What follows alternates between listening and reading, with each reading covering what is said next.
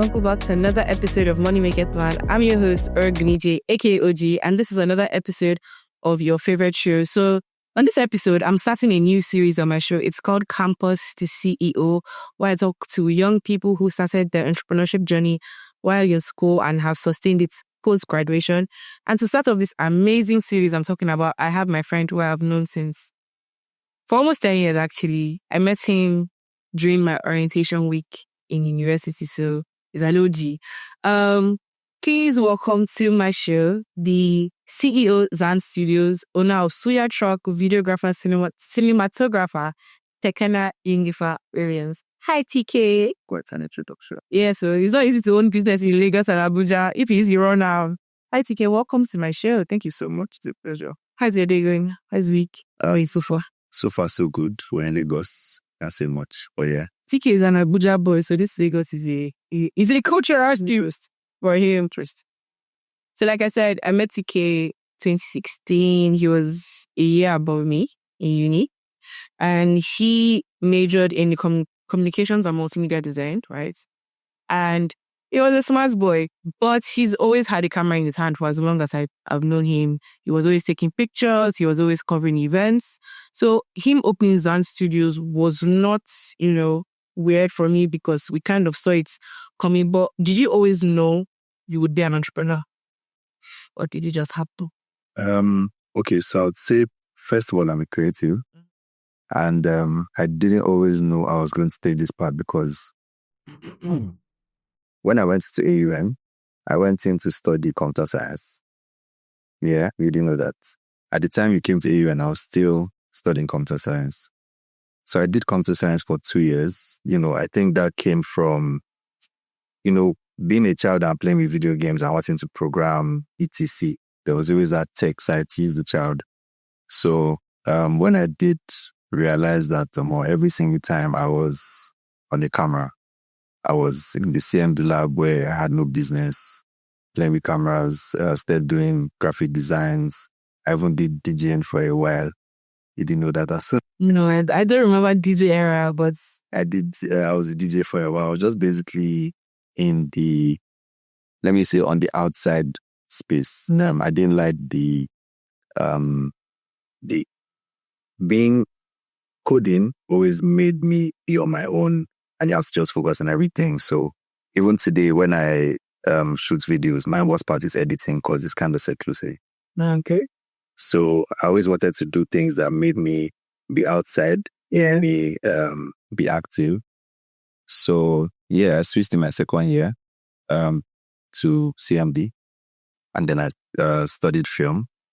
So yeah, moving on from that, it was pretty easy to transition into opening Zahn Studios because, then it was kind of already my passion, not just something I studied in school.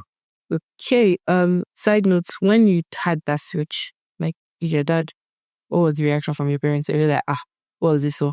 So my dad, kudos to him, was very supportive. My mom as well. So my dad basically just told me, it is your life, do what you want to do with it.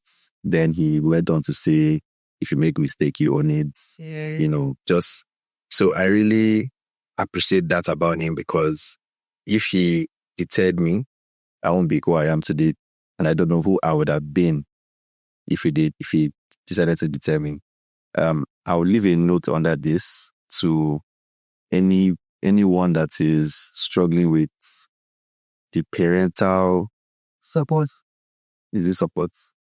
Deterrence. So anyone who their parents are struggling, pushing them to do what they don't want to do, I would say think about it first as your life because they have lived their lives. They have made mistakes. They have done everything. So find a nice way to let them know that you want to do what you want to do. A nice way. Keyword nice.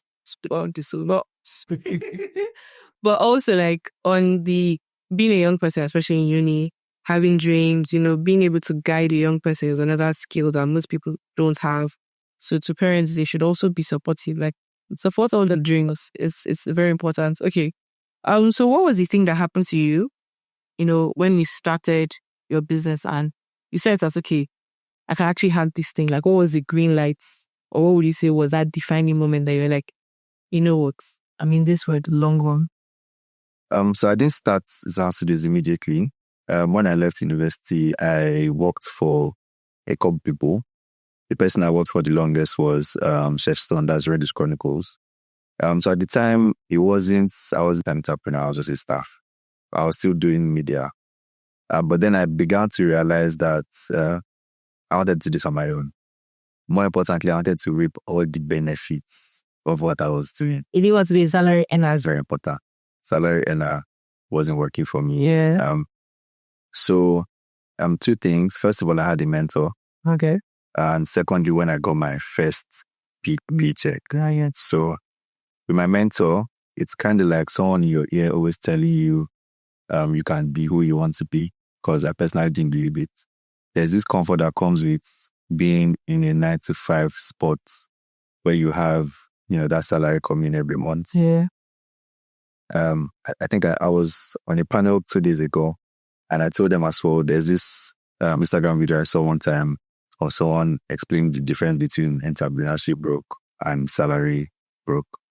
So if you're doing a 9-to-5, being broke doesn't disturb you because your salary is coming at the end of the month. So it's easy to become. All of the months fit to you. Still. Oh yeah, the money is coming. You can actually even spend money ahead and then refund where your salary comes in. Where you're broke as an entrepreneur is different because no one is paying salary. You may even be paying salary. Yeah. So that kind of gives you this drive, this zeal to go out and, kind of also move. Yeah. And the second thing was when I think I negotiated a deal with Chef Stone. Yeah. So I was going to be getting, we're supposed to like split 50-50 based on like contract jobs. When I collected our first 50%. We're like, if this is 50. Nah, so I'll tell you if that's the money I used to start Suya Truck. Yeah. Guys, I know what Suya Truck is. So getting that 50% was definitely another very, very good incentive to crave for the 100%. And it's been good so far. Okay, shout out to Chef Stone for, kind of helping you. He pushed me a lot to be who I am today. True. So campus life now. Like I said, I've known TK since my first year of uni, and for 3 years in uni, we were always in each other's spaces because we were planning events and running around campus like mad people. So how did AUN life, affect who you are today? Because number one, our school is in Yola. So we are not in the quote-unquote bubbly cities, but we try to make, uni life still fun enough, and we still, balance being quote-unquote social and having good grades because you do. So how would you say campus life affected who you are as a business owner or like university, even down to CKC? From CKC to AUN, how did it affect you as a person now? As a business owner, as an adult, like what virtues or values did you pick up along the way? Okay, so let's start from CKC. I smiled when you said CKC. I did expect to say CKC, but since we're on that topic, I think what CKC taught me is, I don't want to say toxic masculinity. But CKC, going to an all-boys secondary school, like a Catholic secondary school, where, before the whole bullying is a crime thing, was a norm. So where violence is the answer to a lot of things, bullying is like saying how fatty juniors. Being in that space would really teach you how to, for lack of better words, be a man. In a non. Yeah. So I think that builds the hustle spirit in me. Yeah. And then for university, AUN, I loved going to AUN, that's American Universal Nigeria, because AUN is a school that kind of like gives you a feel of what outside life feels like. So you're not in universities, I don't call names. You're not in a university where your kids just treated like a secondary school student or like a child. Sure. You're in a space where you can actually be yourself, where you have free will every day. You are doing the chance. Exactly. Exactly. So because of that, transitioning to the real life was, I would say, a bit easier. But then again, one thing we shouldn't get twisted is university is very different from the real life. Definitely. University, you're seeing the same faces every single day. It's easy to win people over. The world is way bigger than that. Very. So coming out from a little space where you're having like 1,000, 2,000 people to trying to navigate your way around a space where you're literally, I guess the whole world is different. So everyone should be ready for that switch. Same conference I was at, I was speaking to someone that's still in university, and she asked me, still that she's in her final year, and she was trying to know how it's like after school. I can't give an answer. I couldn't give an answer to that question. I still can't give an answer to that question because everybody's journey is different.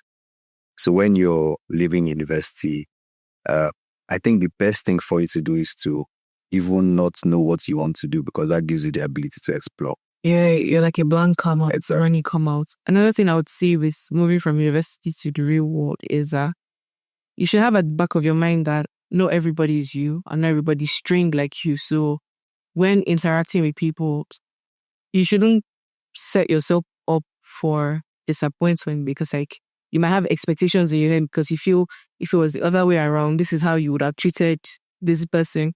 But people are different, so you roll with the punches and, just put your mind on the things you can control, and the things you can't control, leave it to God if you believe in God, or leave it to the universe or whatever you believe in. So what was the biggest mistake you made financially? Or let me not say financially, but what was one thing that if you could turn back the hands of time, you would like, nope, I'm not doing this again? Mistake. I think I won't call any mistake I've made a mistake. Here's something I like to believe. I like to believe that at the point where I'm making any decision, I am not stupid. Yeah. Yeah. So whatever the consequences of those actions are, I really don't care to call it a mistake because I did it in my full sense of self. Sure. So I'll just call them risks. Yeah. Yeah. And as we know, high risk, high reward. So for everything, I think I'll use this point to also say there's nothing that would come to you that gives you the satisfaction that you crave if it's not risky. So, I mean, there's sheer luck. Yes. Right? There's sheer luck. And then I believe even for that luck to meet you at a point where it comes with great satisfaction, you have to have somehow mentally or somehow prepared yourself for it. Somehow made certain moves that are putting you in a position where you can actually receive self-favor. Yeah. But then this is now strictly based on decision making. At the point where you make decisions, the riskier decisions seem to give the highest reward. They can give you the highest figure as well. But understanding that those are the consequences of your actions, and without failure, you can really never succeed. Really, and it's not really failure because you did attempt something a year. You did try, so it's just that it didn't pan out the way you expected it to pan out, but it still counts for, future endeavors. So you said we spoke about Suya Truck briefly earlier. So you started off as CEO of Zahn Studios, and that's the creative videographer, cinematographer. So you were in the service industry. Now you have Suya Truck, which is like products, because obviously you're selling suya and other things. What's pushed you to go into food selling or food retailing, and why just suya? I understand, yes, you grew up in Abuja, you schooled in Yola, so I can see why suya is a thing. But like, what was it that you were like, you know what, let me try food? Because I don't remember you as a cook. I don't think you're a chef. So what pushed you to getting this side, not side, second business? Okay, so I'll give you the background as to how everything came about. I don't come from a food background. I started working in Reddish Chronicles in 2021. Yeah. I used to be the guy that would record all the classes. Yeah. Yeah. So that basically will tell you that for everything that is taught to any student, I'm learning. So I have recorded it, I have edited it, and I've had to watch it again and again, and that repeated for about 3 years. So I picked interest in food. Now, as to the particular event where Suya Truck started, it was just a random night. Who would have thought that, okay, you have food trucks, you have restaurants that sell different things. Suya is really not seen as something that Suya is should be left to the roadside. Yeah. So a couple of us were hanging out, and there's a lady called Samantha. She always goes to buy ram suya from one place. Like, I used to enjoy it. So I just randomly, like a joke, said, okay, what if we start something called Suya Truck? And then I really started it because Chef Stone then said that, if I don't do it in 3 months, he would do it. So I just kind of... But he was like, you know what? He was like, yeah, you have this, or if you don't do it, I'm going to do it. To be fair, shout out to the intros. I really was kind of starting your idea. Just when I was coming up. So I just, went all in and got my papers and check, and there's Suya Truck. Okay, so speaking of Suya, I am also part of the school of thought that says that the sand from the road gives a particular flavor to Suya you buy on the roadside. So now, how do you then, because people, or a lot of people see the authenticity in Suya in the newspaper or the road. He opens by 6 o'clock. You first taste with this, but now it's a more controlled environment. It's not indoors, but it's not roadside. So how do you now blend the authentic taste of Suya with, the new feel of Suya Truck? As we have food trucks, you have burger trucks, you have this, you have noodles, and now there's Suya Truck. So how do you merge the two together? Okay, so when I started thinking about, how to run the business, the first ideology I stuck with was food safety. So yes, we love buying Suya on the streets, but sometimes you're not very certain as to the hygiene of the food. Bought roadside Suya one time and the chicken was entirely bad. Yeah. So first things first, food safety. Now, as for the authentic taste of our Suya, we go as far as getting... So I have significantly more staff than a typical food truck. And that's because I have my grillers do their grilling and I have my chefs do the thing. So I get my grillers from Kano. Yeah. I have a head griller who has helped me recruit people that have been doing this for a very long time. So we make sure that we keep the authentic taste of the Suya. Now, what we do with the Suya is we just don't sell your regular sticks of Suya, chicken Suya and everything. We have meals that we've now curated from Suya. So we have stuff like loaded fries. Yeah, loaded. We have tacos. We have Suya tacos. We just released 2 new recipes for tacos. Okay. We have your Suya burrito, Suya sambe, and some others as well. We also do some regular grills like your turkey, chicken. And then we keep that authentic and unique because we always diffuse. So that's Suya flavor and interesting. So you guys, you can see that he started off with computer science, moved to CMD, opened his own, media business. And from rewatching and watching editing videos, he now has his own Suya Truck. So you see, Campus to CEO, this series is just going to expand our minds to different ways that people stuck with their guts from university, from secondary school, wherever, and they're still going. So TK, my next question to you is, have you ever thought of quitting? Like, have you ever done something like, what? I'm going to sleep a bit. Is it wrong? Yeah, like that's me right now. I'll tell you why. So I took a very risky and expensive move. So moving from Abuja and opening Suya Truck in Lagos, I didn't just start up the business here. I also moved myself. Yeah. Here. So the constant thought of quitting. In fact, my mentor has told me that calculate. There's no harm in packing up. Yeah. But for me, it is, I have seen the process of one of my businesses go, and I know what is at the end. Yeah. So, and that's just to say, the growing pain. Yeah, exactly. So no matter how hard it is, no matter how you think of quitting, you always have to push through, because there's no harm in feeling down, in feeling like this is not, only seeing slow growth processes. I think the slower, the better, the more times you fail would ensure the bigger success for you. Well, how many people can handle the feeling? You have to train yourself. Nothing comes easy. You have to train yourself. Sometimes you just have to distract yourself from the pain. or just find a way to continuously remind yourself of the potential reward that's going to come with it. So for me, whenever I open, we've not even just started in marketing for Suya Truck Lagos. We're still heavily focused on just making sure our processes are in line and then preparing for the rush. So you see how I said that? I said, I know it's to come. Yeah. So whenever I open our daily sales, I'm like, Jai. The next thing I do, I just open Abuja sales and I smile. Okay. Yes. And I'm like, definitely Lagos going to sell Abuja. Yeah. Lagos, don't let my friend down. Oh no, they cannot. Yeah.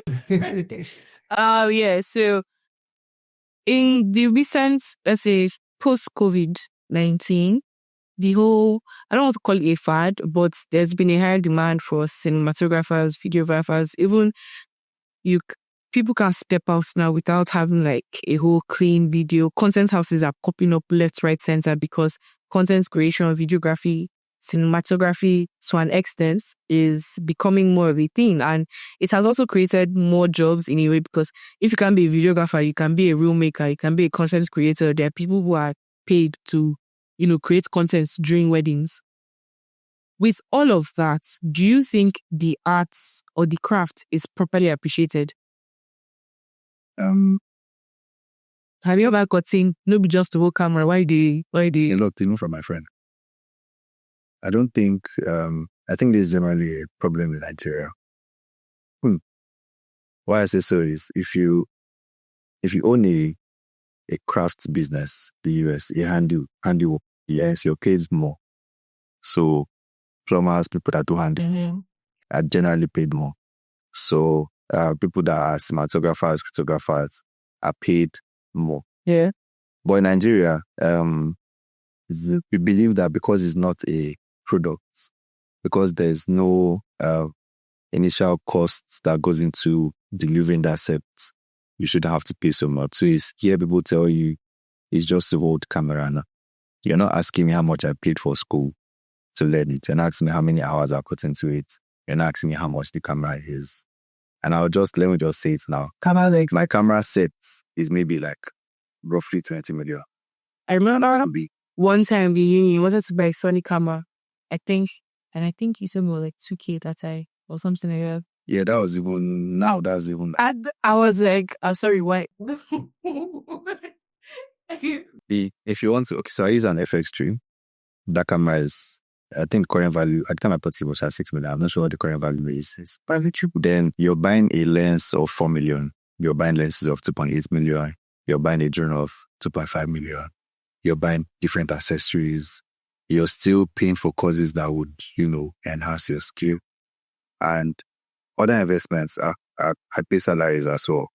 So when I come to you and I bill you 4 million for a project, I don't see why you should be telling me. So what I do personally is if you come to me and I see that we are not exchanging value, then I don't stress it. I don't even bother go out to say, okay, let's do it for lesser. Because it's people that will come to you and understand the value of your work. Yeah. And would be willing to pay for it.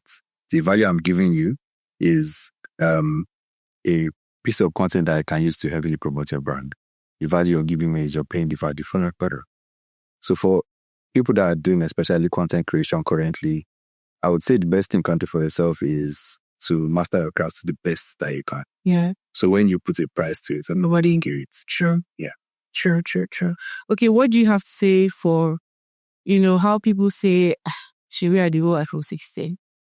Like, phones have way better quality as opposed to BlackBerry, Nokia, Lumia, Adelio. What was that Nokia phone? That era, phones have clean cameras, not just even Apple. You have Google Pixel, Samsung. They have clean quality. And phones are pricey also because you said the camera is out for... No, but depends on camera you buy.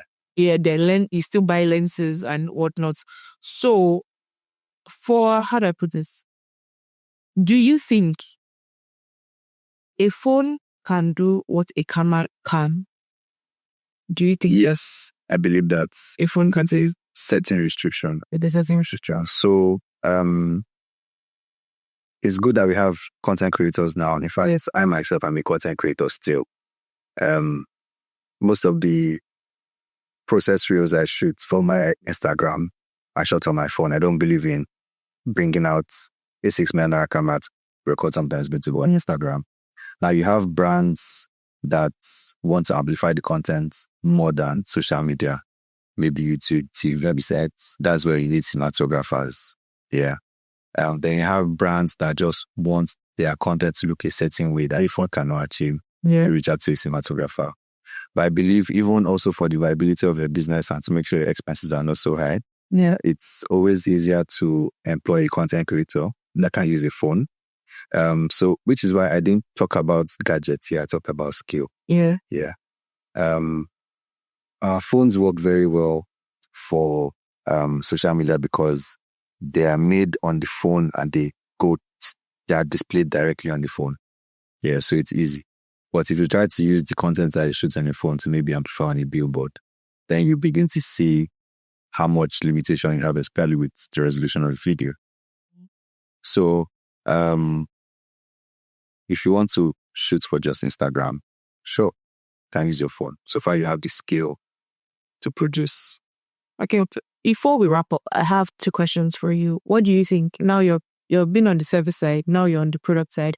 By the way, guys, Suya Truck runs from 2 p.m. to 12 midnight, and it's Monday to Sunday, and it's also in Abuja, same time.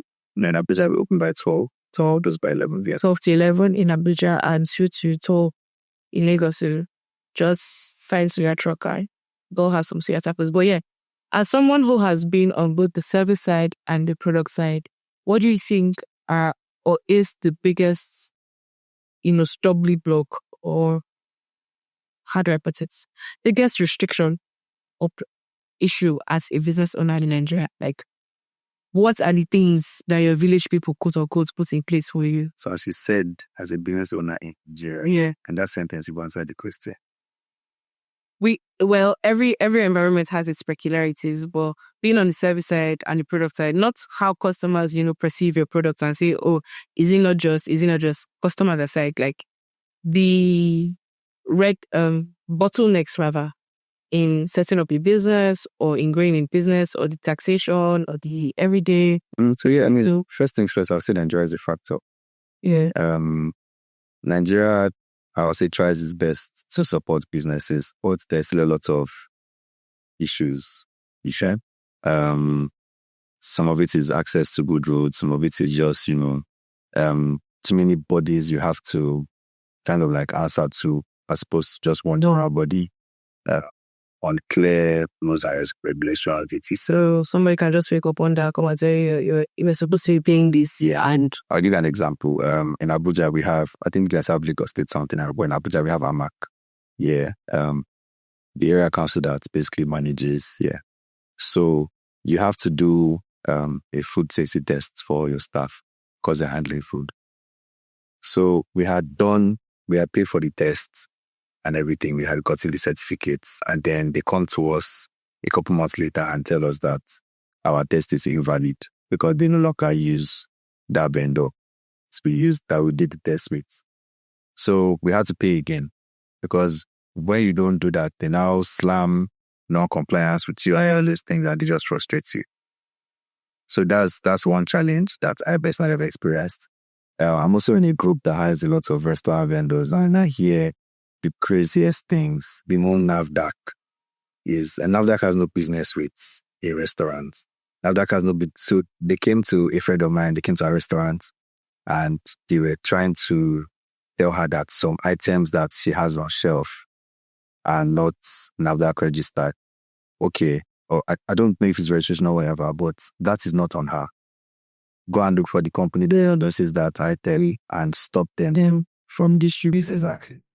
Let me speak generally the hospitality industry. People that they caught that were bottling fake drinks, and now that's them with the 700K fine. Okay, so you close their shop, then you slap them with the 700K fine, meaning you're giving them license to sell fake drinks. So far they pay 700K. So there's just a lot of limitations with the country, but if you move past that, I think personally, one of the limitations I face is staffing. So getting the right staff is always a problem. You can get people that would, be good to you for a certain amount of years or months, and then turn on you all of a sudden. Because at the end of the day, their loyalty to you is because of the money you pay them. So I believe once you get the right people to collaborate with, right people to partner with, right people to work under you, I think everything becomes 100% easier. I would say staffing, because I had a pickup and delivery service in Warri, and I know the issues that I had this rider. So my office, can I go see my father in the village? That was the end of the person. People using your resources to handle their own in-house business. So staffing is a problem, and I do see how different bodies can restrict businesses on different levels. And it seems like for a lot of things, it seems like the governments or the institutions just want to take from entrepreneurs, and they don't give that level of comfort or that level of, help back to the people who you're taxing. There's VAT, there's property tax, there's this, there's that, so many things. So I feel like there's a really long way to go. It goes beyond giving loans at lower rates or giving grants to businesses. If you don't make the process simpler or easier on the person, there's so much the cash can do. So yeah, TK, you are as far as I know, 2-time business owner. You did the school thing, because another thing people feel is, you can just school as scam, so just drop school. But he did school. He finished with an honors degree in CMD.